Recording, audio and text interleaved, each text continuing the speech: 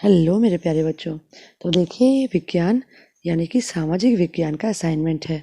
मैंने इसका already English medium वाला अपलोड कर दिया है, तो वो आप जाके डिस्क्रिप्शन में चेक कर सकते हो। किसी देश में लिंगानुपात कम होने पर क्या होगा?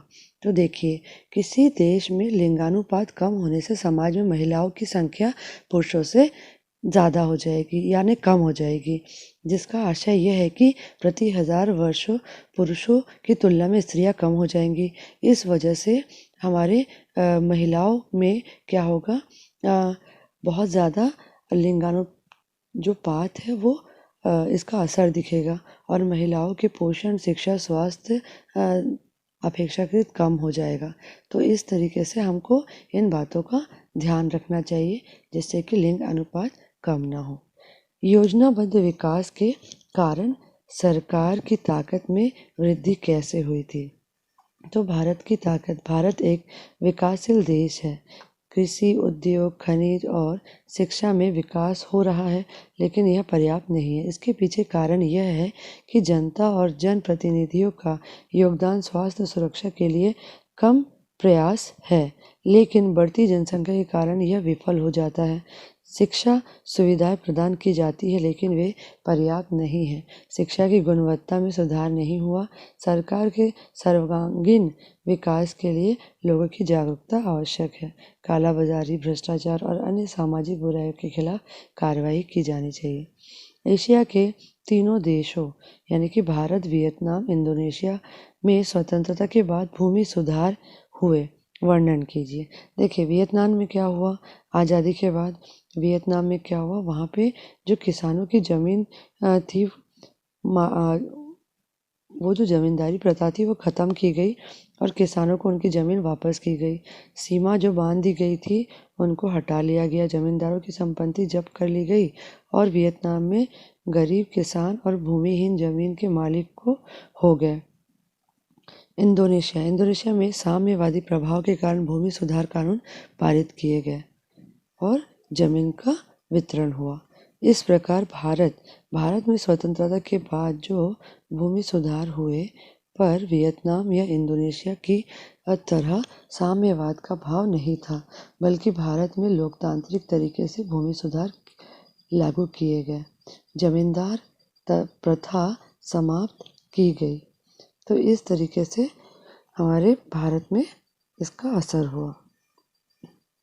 भारतीय स्वतंत्रता आंदोलन और अफ्रीका के दोनों में क्या अंतर है? तो देखिए, अफ्रीका में अलग अलग अन्य क्षेत्रों से अलग अलग देशों के औपनिवेशक का शासन था, ठीक है, लेकिन भारत में आंदोलन का नेतृत्व मध्यम वर्ग एवं शिक्षित वर्ग ने किया, जबकि जबकि अफ्रीका में स्वतंत्रता संघर्ष नेतृत्व श्रमिकों ने किया यानी मजदूरों ने किया। भारत का स्वतंत्रता संघर्ष में अलग जातियों क्षेत्रों के लोगों ने मिलकर भाग लिया, लेकिन अफ्रीका के स्वतंत्रता संघर्ष में अफ्रीकियों ने अलग अलग देशों से संघर्ष किया। भारत 1947 में स्वतंत्र हो गया, लेकिन अफ्रीका इसके काफ़ी बाद स्वतंत्र हुआ। बढ़ती हुई जनसंख्या ही पूरे देश के विकास में बाधक है। इससे आप कितने सहमत हैं? ये पूर्णतः सही नहीं है।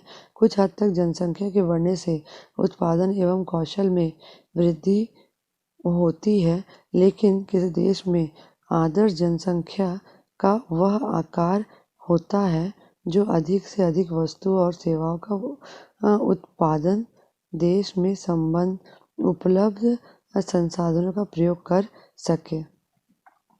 तो इस प्रकार आपका ये पूरा आंसर देखिए, तीसरा आंसर क्या है? आपके मत में हमारे लोकतांत्रिक राजनीति के सामने आज का क्या क्या चुनौतियां हैं? तो देखिए, तीव्र जनसंख्या वृद्धि, बेरोजगारी, गरीबी, ये जो तीन है, ये तीन ही मेन हमारे चुनौतियां हैं। आई होप आपको मैंने ये पूरा असाइनमेंट बहुत अच्छे से समझाया बच्चे।